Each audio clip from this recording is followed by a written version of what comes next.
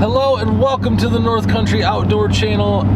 We have lots to discuss. It is currently 2:57 in the morning and I'm out plowing. This is the first snow event of the year. It's been a couple days going. This is day 2. So yeah, the big question, I've been getting emails, I've been getting Facebook messages, I've been getting comments, and everybody wants to know, Eric, where have you been? What have you been doing? Are you coming back? What's going on? Well, there's going to be a lot that is said in this video, and you know, we'll just kind of dive right into it. Today's video is going to be a little bit different, but it's going to take me a minute to get to that point. So, where have I been? I've had a really rough fall. It's just been tough.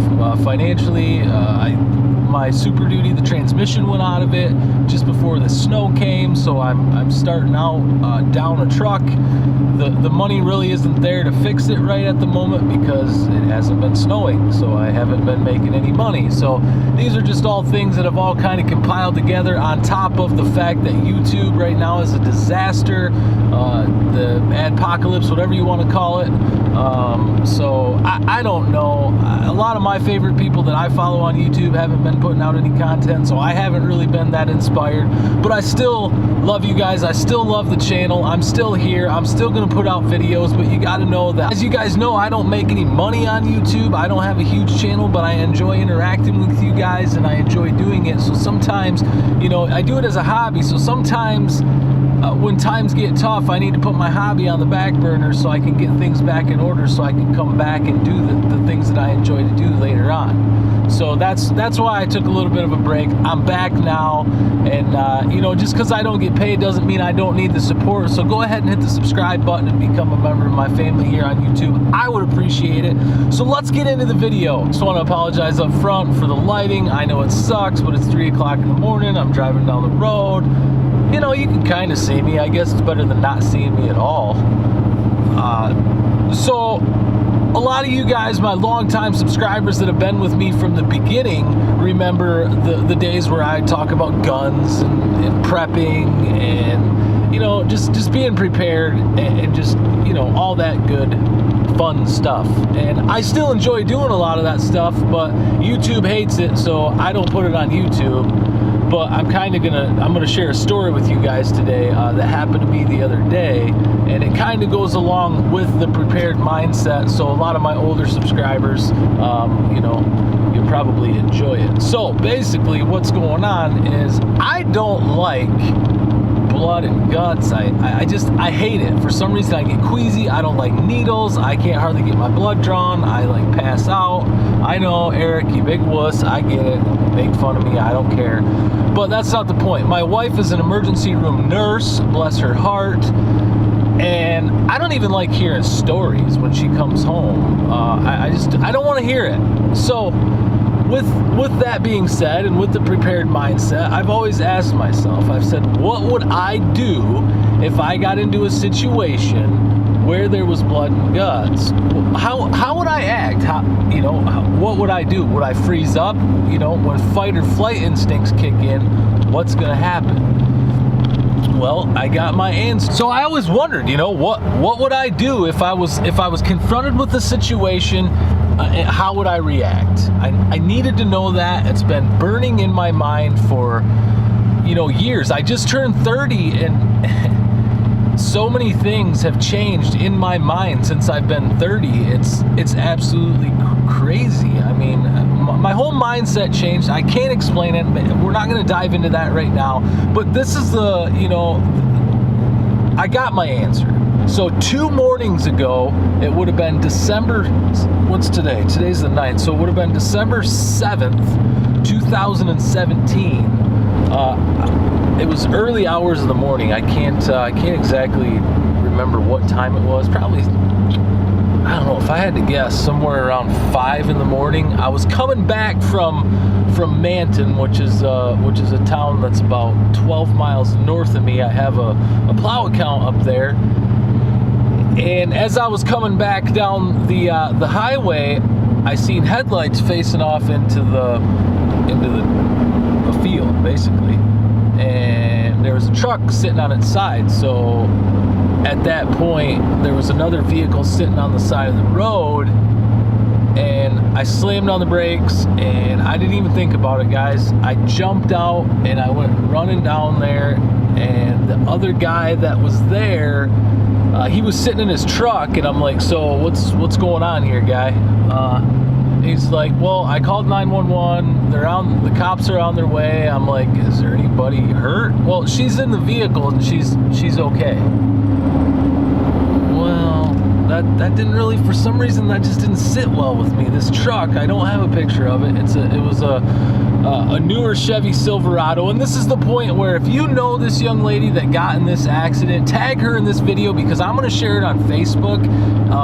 This was a big deal to me, guys. And I'm just sharing it with you, so hopefully you enjoy this little story time. But so I decided at that point that it's not okay with me that there's somebody that's trapped in that vehicle, whether she's okay or not. This is a truck that's laying on its side in the freaking ditch that's turned off. It's 20 degrees outside in the middle of the freaking night. We got to get her out of this truck. And he didn't get out, which, I'm not going to fault him. Everybody, fight or flight, everybody, has their own way of dealing with things. And it wasn't shortly after that the lady's husband showed up. So if I had to guess, I would say that they weren't very far from their home where she rolled the truck over. And when he showed up, we tried to get into the truck, and it turned out that the doors wouldn't open, the windows wouldn't roll down. I mean, this lady was like basically trapped in this truck. And at that point in time, the only thing that I could think of was, hey, I have a knife. We need to get into that truck. And the knife that I was carrying is of course, there's no light in here, my zero tolerance 0566. My knife guys will know exactly what knife this is. It's a really heavy knife with carbon fiber and steel. And I'm like, don't deploy the blade, but take this in your hand and jab that window and break that window. And I'm gonna tell you something, guys. This is where things changed for me. I watched a husband, knowing that his wife is trapped inside their truck, take this strong knife and beat the shit out of that windshield, and we could not get into that truck. That window would not freaking break. I said, switch to the side window. He switched to the side window. It would not break.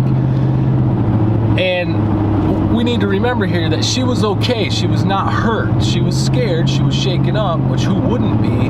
But we couldn't get into this truck, guys. And so what did I do? I said, okay, this isn't working. I ran, up through the ditch, across the road, back to my truck, and I found a hammer. Now, by the time I got back down to the truck, they had figured a way to get the little slider back window open, and thankfully, this young lady, she was my age, I think, appeared to be. They didn't seem to be very old. She was small enough, she couldn't have been more than 110, 115 pounds, where we were able to get her out of the back window of the truck, okay? So here's my point, guys. Are you prepared? What are you prepared for? I carry a bag in my truck that has medical supplies in it, that has like blood stoppers in it. I have a tourniquet in it. Do I have a lot of training with that stuff? No, not really, but I do know how to, use a tourniquet. I do know you gotta pack wounds, you gotta stop bleeding. I get all of that, I wouldn't try to do something that I didn't feel comfortable doing, but obviously if somebody's bleeding, you gotta stop the bleeding. So I carry that type of stuff with me. I have another, a trauma kit in my glove box of all my vehicles. I always have a knife on me and a flashlight, and I'll tell you that my flashlight came in real handy at 5 o'clock in the morning when you're trying to deal with a truck that's rolled over in a field. So what are you prepared for, guys? I'm just asking. And the one thing that I need that this lesson taught me was I need to have a glass breaker in my truck with me, because that's ridiculous. If that was life and death, we wouldn't have been able to get into that truck. And the time that it took me to get back up to my truck and back down to that other vehicle with the hammer to break out the window could have been critical timing. I mean, this was a rollover accident, guys. This truck is totaled. Thank God she's okay. That is awesome. Thank you, Lord, that this young woman is okay. So I need a glass breaker, and that's one thing that I think you should carry in your vehicle. I think you should have a flashlight. I think you should have a glass breaker. I think you should have a knife. At the very least, you should have some sort of razor blade or seatbelt cutter to cut people out of vehicles.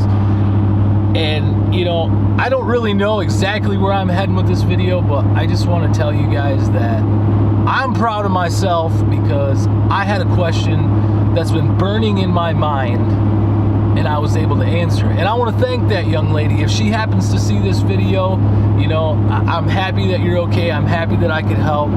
Thank you, Jesus. You know, the truck is, it's just that. It's a truck. You know, it can be replaced. I'm just happy that you're okay, and I'm happy that I had an opportunity to be there and help your husband get you out of that vehicle.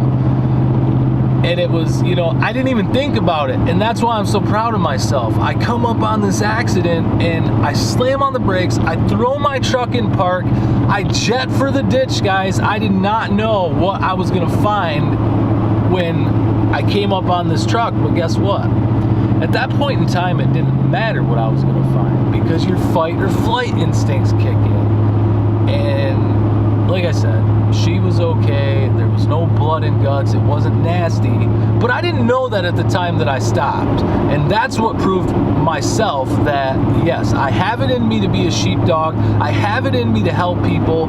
I don't have it in me to drive past somebody in need. I'm going to freaking stop. Some people won't, and that's okay. And the husband actually thanked me because about 9 cars drove by when we were down there trying to get her out of there. Thanks a lot for driving by and not trying to help us, guys. That's just, you know, I don't know why people do that. Sometimes all it takes is just a real quick hand, you know. But so yeah, I think that you should probably have some stuff with you in your vehicle. I'm not talking some big freaking kit. Just have a few things. You never know. I carry a blanket with me. Had this situation been different, that lady might have needed a blanket. It's just, I don't know.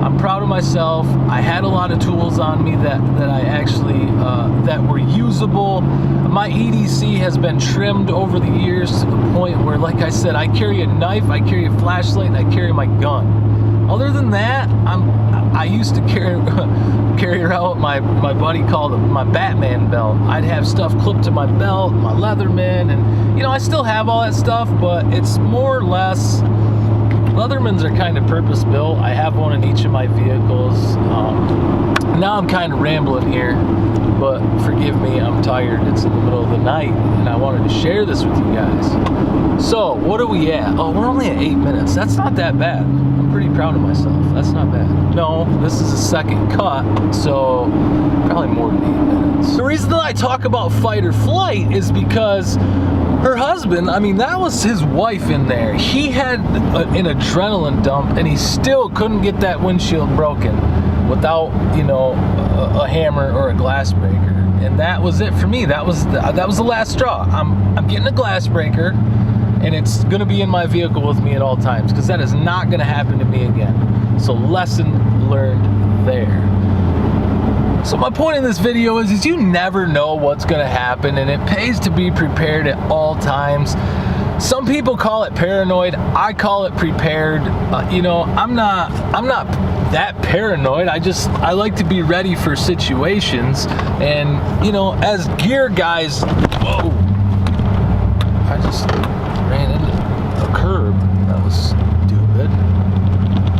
As gear guys know, most of the time, people will make fun of you, but it's the same person that's going to ask you for a knife or a flashlight when they need one, because they know that you have one. So there's that for you. It's not being paranoid, it's just being prepared, and I like to be prepared. So there. I'm gonna go ahead and end this video here and get back to work. I gotta actually get out and shovel the sidewalk, but I want to say thank you again to all my supporters and my subscribers. If you're not already subscribed and a member of the North Country Nation with me, hit the subscribe button. I'd love to have you as a part of my family. I'm so happy that that young lady's okay. Again, if you know who she is, tag her, you know, let her see this. Maybe she'll, you know, get something out of this video as well. Maybe there's something that she could have had. If she would have had a glass breaker in the vehicle with her, she could have broke the glass from the inside and got out herself. So, that, you know, there's another way that you can look at it. But anyways, guys, thanks for hanging out with me. I sure do appreciate it. Just remember, tomorrow is a new day. Be creative and own it. You are beautiful. You are amazing. You are one of a kind. I freaking love you, and I'll see you soon.